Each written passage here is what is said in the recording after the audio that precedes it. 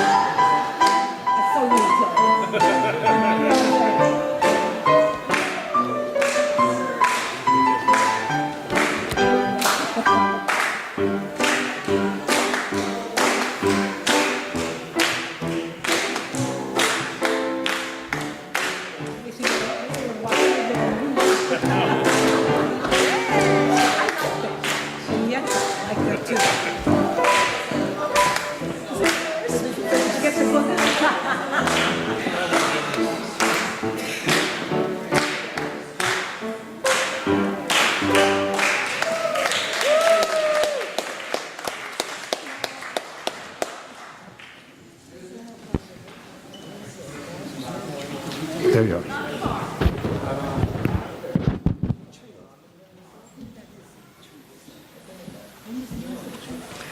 Good morning. Come, whoever you are. Come, whatever your age, senior or junior, elder or child. It doesn't matter when you were born or when you grew old or how you call yourself. Ours is a caravan with room for all ages. Come and come yet again. Welcome to our ageless celebration of life. May the light of this chalice illuminate the paths that our beloved elders and elders-to-be have, do, and will walk with integrity, pride, and joy. Thank you for coming to our service and welcome you into what we hope will be a special space today. So why are we here? What are we trying to do, and who are we? The last question may be the most important. Who is an elder? Is there a minimum age? Is an elder the same thing as a senior? Why are we even using those terms? A lot of questions, unfortunately, or maybe fortunately, not so many answers. In Native American culture and many others, elders are revered, respected, and considered to be a source of great wisdom. We would welcome being revered and respected, but very few of us have the hubris to consider ourselves a source of great wisdom. In planning today, we have struggled with all of those questions, and our most common answer is we don't know, which, as we learned from our Buddhist friends and more importantly from our own experience, is not at all a bad place to be. What we do know is that we are still here. Despite the years, despite the blows, despite the joys and sorrows, we are still here. And what we have stumbled on is a gem of great worth. We struggled with some way to find a central theme for today. There are so many aspects of aging, and they vary with each of us.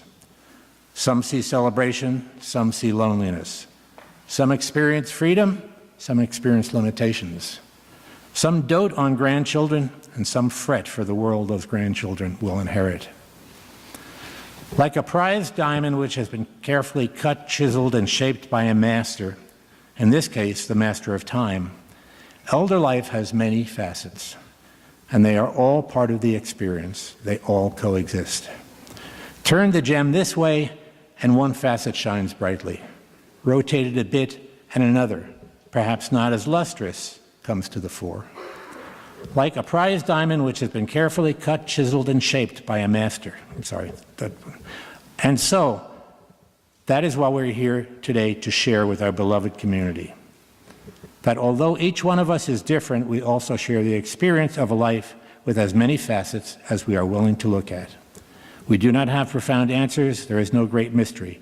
To quote our beloved sexton, Mike Rogers, life gets lifey. And just as we elders are at once different and the same, so are we all, those of all ages, different and the same. So if there is a message, it is simply that life as we age is not really so different. Do not be afraid. From the core of that diamond that we come to see more clearly with the passing years, there is a brilliant light. It will never go out. We are still here, and we will leave the light on for you.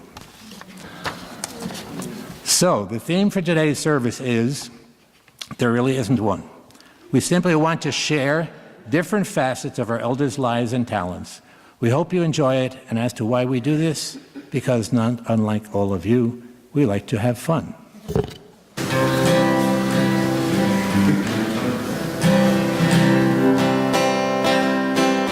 How do I know my youth is all spent? My get up and go has got up and went. In spite of it all, I'm able to grin when I think of the places my get up has been. Old age is golden, so I've heard said, but sometimes I wonder as I crawl into bed, with my ears in a drawer, my teeth in a cup, my eyes on the table until I wake up. As sleep dims my vision, I say to myself, is there anything else I should lay on the shelf? Though nations are warring and Congress is vexed, I'll stick around to see what happens next. How do I know my youth is all spent? My get up and go has got up and went. But in spite of it all, I'm able to grin and think of the places my get up has been. When I was young, my slippers were red. I could kick up my heels right over my head. When I was older, my slippers were blue, but still I could dance the whole night through. Now I am older, my slippers are black. I huff to the store and I puff my way back. But never you laugh, I don't mind at all. I'd rather be huffing than not puff at all.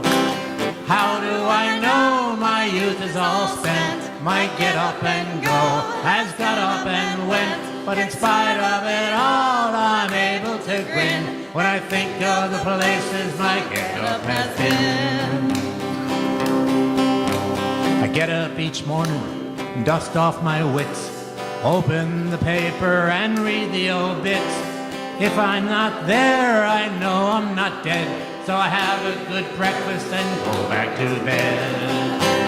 How do I know my youth is all spent? My get up and go has got up and went. But in spite of it all, I'm able to grin when I think of the places my get up has been. How do I know my youth is all spent? My get up and go has got up and went. But in spite of it all, I'm able to grin when I think of the places my get up has been.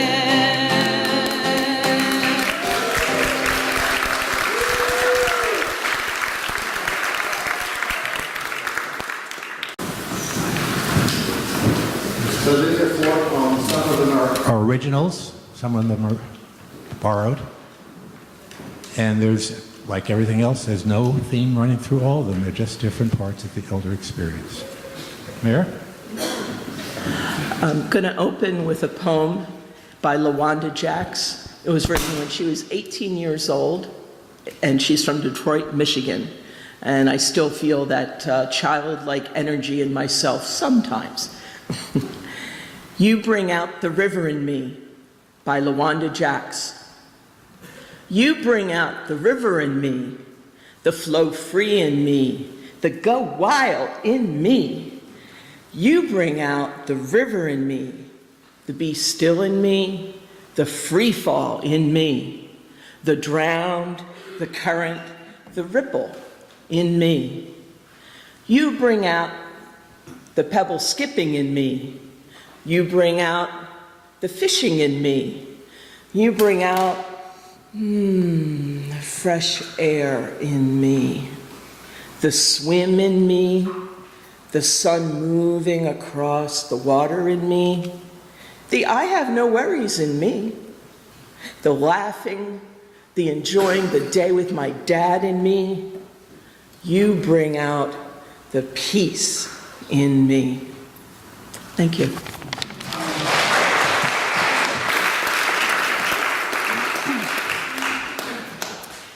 Hi, I'm going to read a poem called The 5 Seasons that was written by my dad, Leonard, many years ago.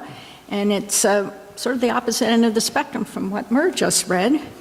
I think it's one of my favorite poems of my dad's. The 5 Seasons.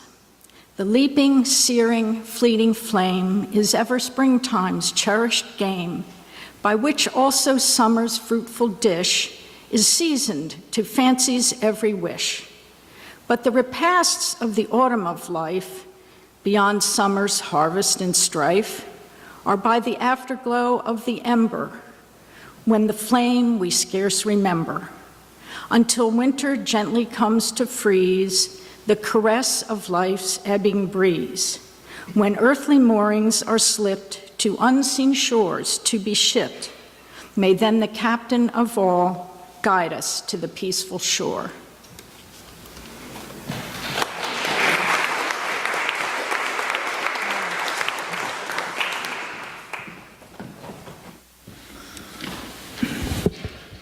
Jerry Whelan and Walt Siglowski have shared their wisdom with me by suggesting that aging is a multifaceted process.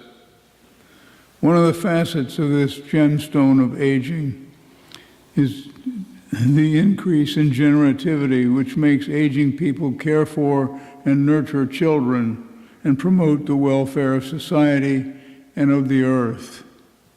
I wrote this poem to focus on this generative facet of aging. It is entitled Bushwhacking.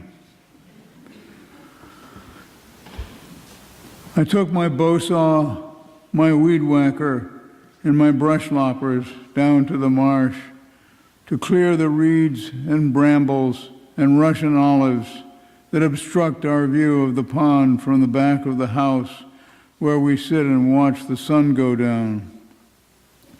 As I was sweating the good sweat, my 6-year-old grandson Nicholas came down to watch me toiling in the sun. Grandpa, he said, some people get Alzheimer's when they get old, you know, when they get to be 90. But I don't think you will. And then they can't work like that. But I don't think you'll get old like that. I hope not, I said, because I would hate not to know you. Me too, he said.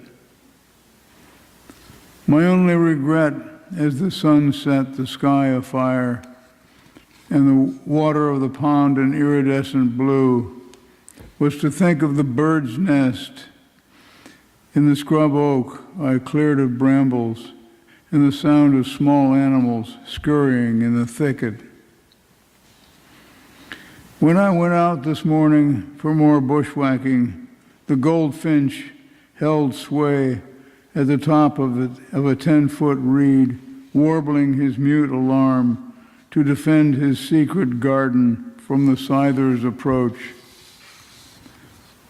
Mankind, he seemed to say, with his brave 3-inch yellow body that was a barricade between me and his nest, no matter how close I came.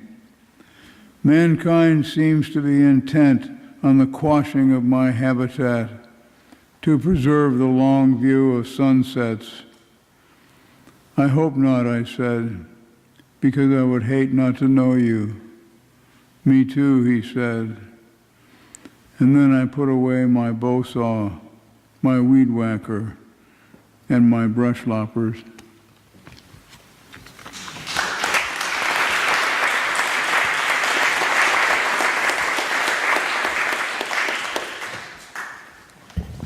And I wrote this brief poem for my 80th birthday, which I took as an opportunity to see life as a journey that can be measured in distance and speed as well as time.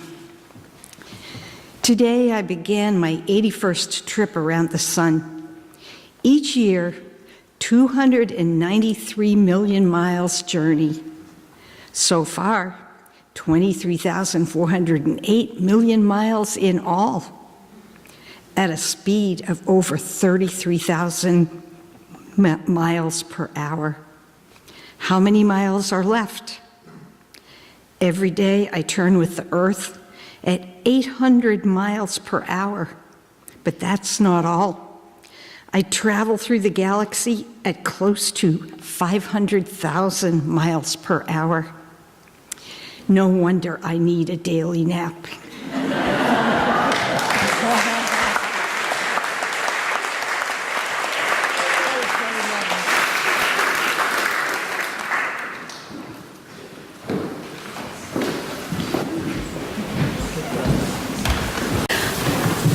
What does it mean to age? From Ageless Soul by Thomas More. When I use the word aging, I mean becoming more of a person and more you over time. I keep an image in my mind of cheese and wine. Some get better with the simple passage of time. We set them aside to rest until they are ready. Time improves them as an inner and invisible alchemy transforms them and gives them taste and flavor. Human beings age in a similar way. If you let life shape you, then as time goes by, you will become a richer, more interesting person. That is aging in the style of cheese and wine. In that sense, your very purpose in life is to age, to become what you are, essentially to unfold and let your inborn nature be revealed. You let your ageless soul, your soul, peek out from behind the more anxious, active self, trying hard to be successful through planning and hard work. Notice, too, that in this way of thinking, aging in the deep sense may happen anywhere along the way. You may be 35 and have an experience, learn some facts, or encounter a fascinating person who helps you evolve a step further. You age, in my meaning of the word, in those moments. Your soul ages. You take a step further towards being alive, engaged, and connected with the world. Even infants age. Some toddlers are quite aged. Some old people haven't gotten far in the aging process. We age all along, and how we arrive at actual old age depends in great measure on how we have dealt with turning points and passages all through life. Therefore, aging is not just about the old years, but about the whole of life. It's not just about older people, but young ones too, who have a choice of whether to live fully or shy away from life's challenges. It's important to keep moving, unfolding your deep potential, becoming a real individual, loving life more and more, and arriving at old age prepared and ready for more of the same. And I'd like to say, in honor of aging, I wish my husband a happy birthday as he moves further into the wisdom. Happy birthday, dear John.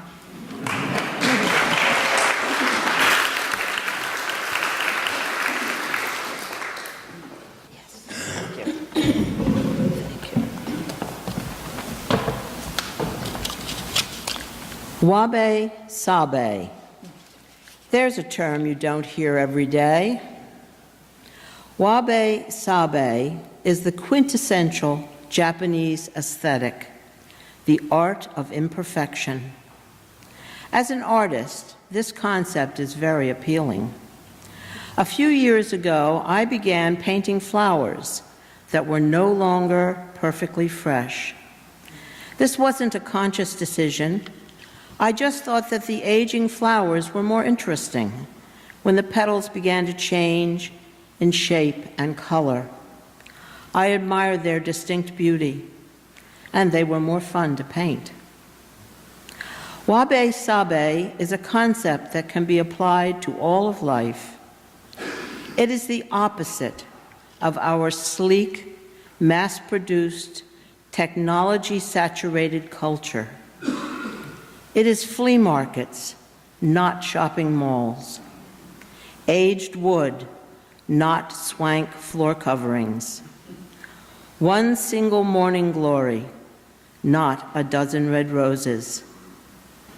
Wabe Sabe understands the tender, raw beauty of a gray December landscape and the aching elegance of an abandoned building. It celebrates cracks and crevices and rot and all the other marks that time, weather, and use leave behind. Wabe Sabe reminds us that we are all transient beings on the planet. We are part of nature's cycle of growth, decay, and erosion, as embodied in frayed edges, rust, and liver spots. Wabe Sabe asks us to abandon the mantras of perfection. Instead, I am perfectly imperfect, like everyone else. Abandoning the need for perfection can open our imagination into new avenues of creativity.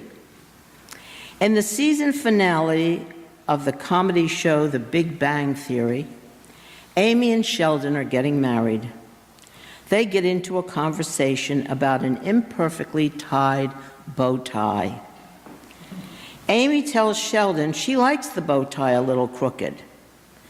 This sets Sheldon off into a frenzy, developing new scientific theories based on the idea of imperfection. Wabe Sabe can, in its fullest expression, be a way of life. At the very least, it is a particular kind of beauty.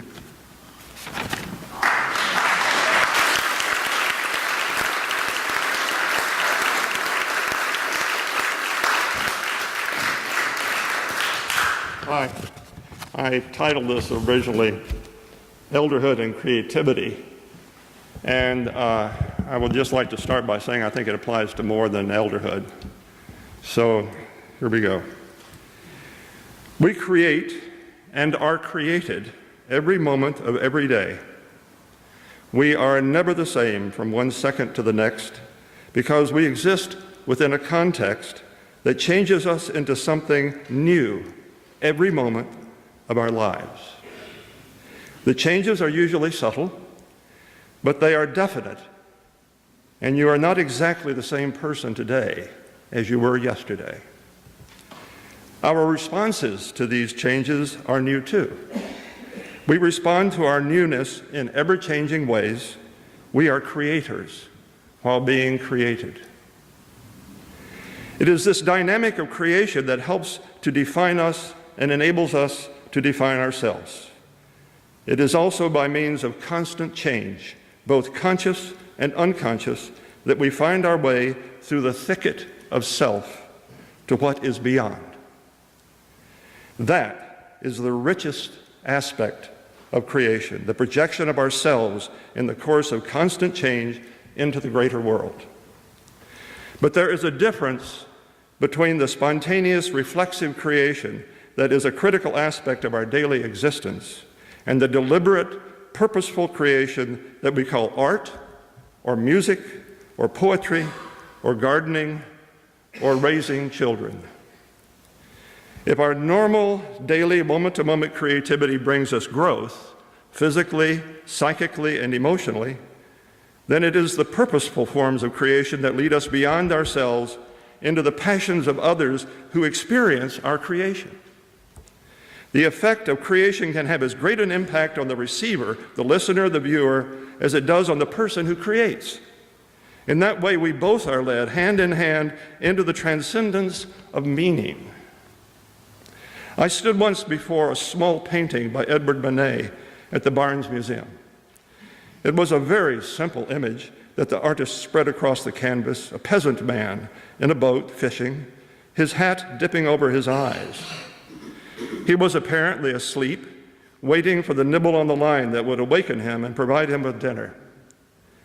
As I stood before that painting and let its unspoken meaning sink into me, I became aware of a mounting, passionate yearning arising in my body and mind. I was feeling a unity with that man as well as with the artist, and I began to weep. It was a joyous weeping, born of a discovery of a long-lost self. I wept long and thankfully. I wanted to wrap my arms around that Manet and that young man in the boat and give him my open heart and deepest gratitude.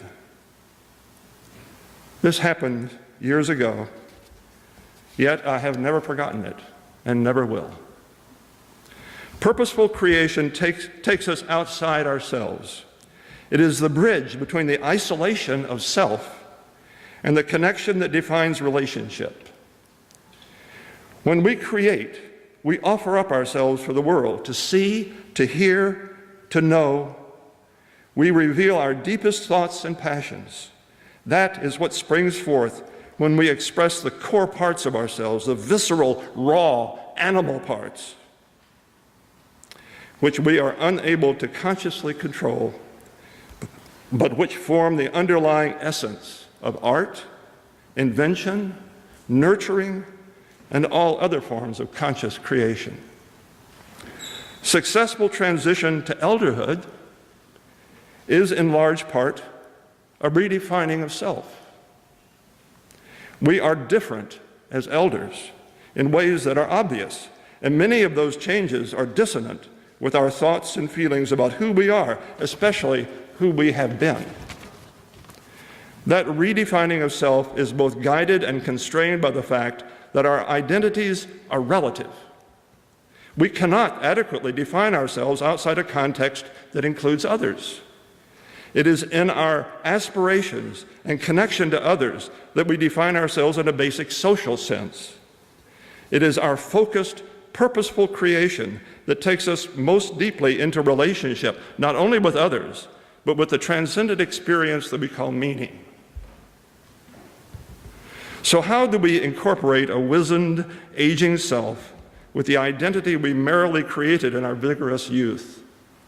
How do we view ourselves in a new reality that has recreated us in ways that we often find discomforting and disheartening? The answer lies in our own works of creation. Creation plumbs, draws on, and reveals our deepest self, releasing in multifarious ways the richness that lies often sequestered in our unconscious and allows it to flow freely in our world, like a teenager in love. Creation can free us, enrich us, heal us, and in the course of all that, redefine who we are. We can, in fact, recreate ourselves. Finally, in our creations, we do not have to be great. We do not have to paint like Picasso or compose like Beethoven. We need only explore and reveal our hidden but not lost passions to ourselves and to others. That is what creation does for us. It enables us to leap into the world of our aging and fully live.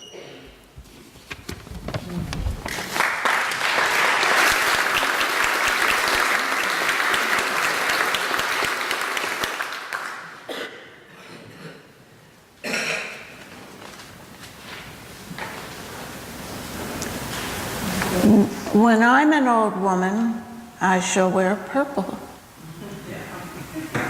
with a red hat that doesn't go and doesn't suit me. And I shall spend my pension on brandy and summer gloves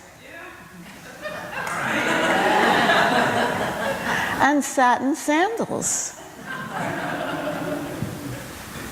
And then I'll say, we've no money for butter. I shall sit down on the pavement when I'm tired and gobble up samples in shops and press alarm bells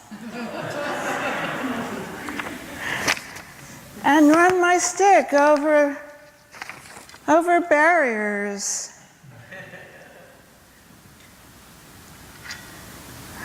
and make up for the sobriety of my youth. I shall go out in my slippers in the rain and pick flowers from other people's gardens.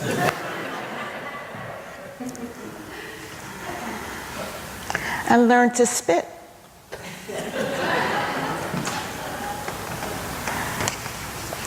You can wear terrible shirts and grow fat and eat 3 pounds of sausages at a go, or only bread and pickle for a week, and hoard pens and pencils and beer mats and things and put them in boxes. But now we must have clothes that keep us dry and pay our rent and not swear on the streets and be a good example for the children. We will have friends to dinner and read the newspapers. But maybe I ought to practice now, so people who know me are not too shocked and surprised when suddenly I'm old and start to wear purple.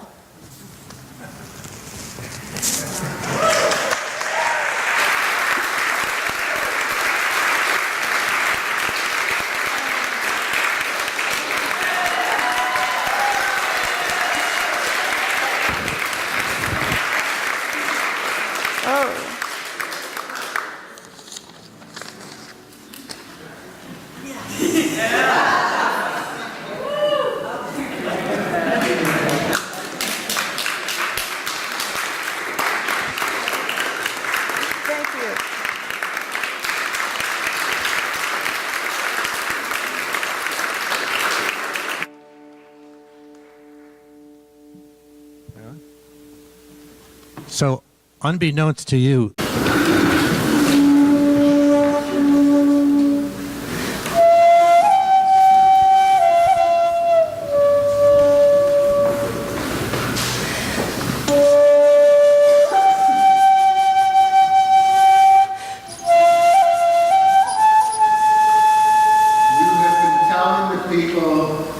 that this is the 11th hour. Now you must go back and tell them that this is the hour. And there are things to consider. Where are you living? What are you doing? What are your relationships? Are you in a right relation? Where is your water? Know your garden. It is time to speak your truth. Create your community. Be good to others. And do not look outside yourself for your leader. Then he clasped his hands together, smiled and said, "This could be a good time. There is a river flowing now very fast. It is so great and swift there will be those who will be afraid. They will try to hold on to the shore. They will feel that they're being torn apart and will suffer greatly. No, the river has its destination. The elders say we must let go of the shore, push off into the middle of the river, keep our eyes open and our heads above the water."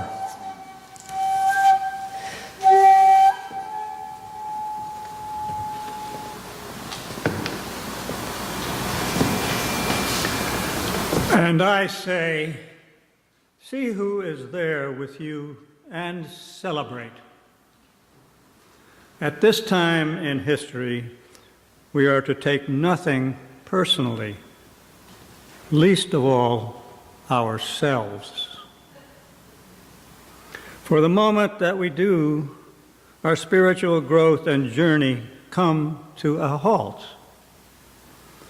The time of the one wolf is over, Gather yourselves, banish the word struggle from your attitude and your vocabulary.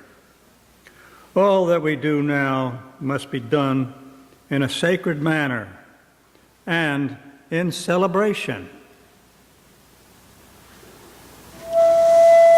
We are the ones we've been waiting for.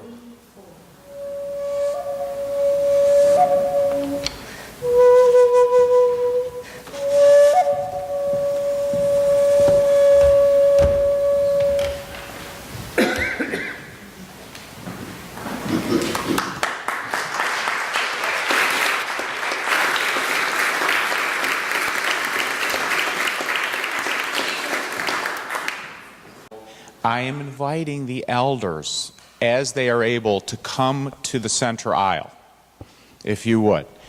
Would you please, elders, as you define yourself, come to the red carpet in the middle, please.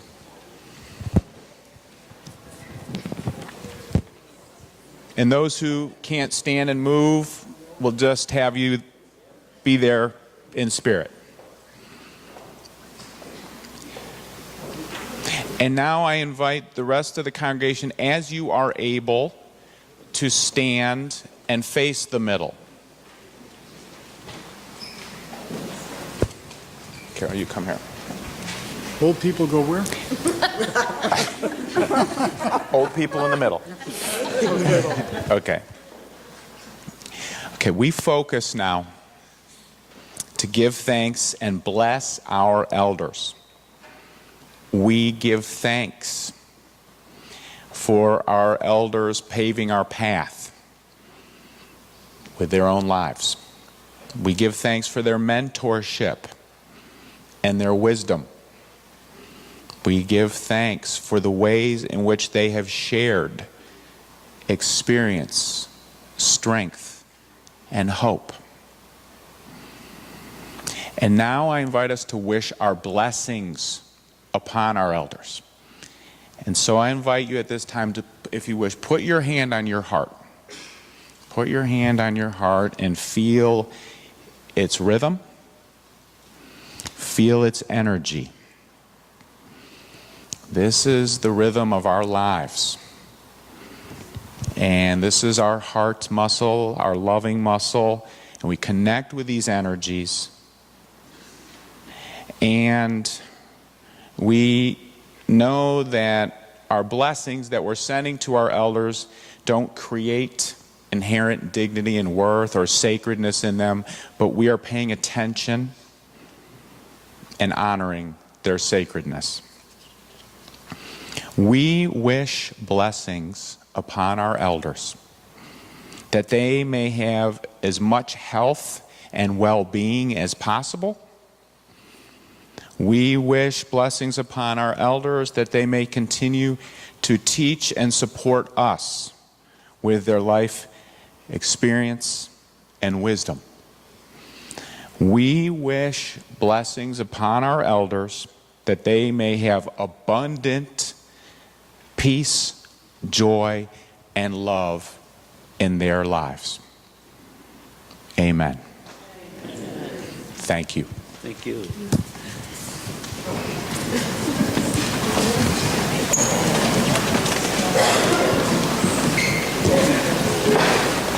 You want one? You don't need it.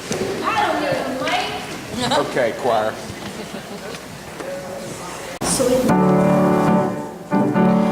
Draw the circle wide. Draw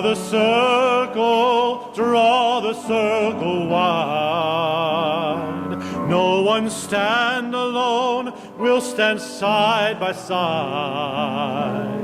Draw the circle wide. Draw the circle wide. Draw the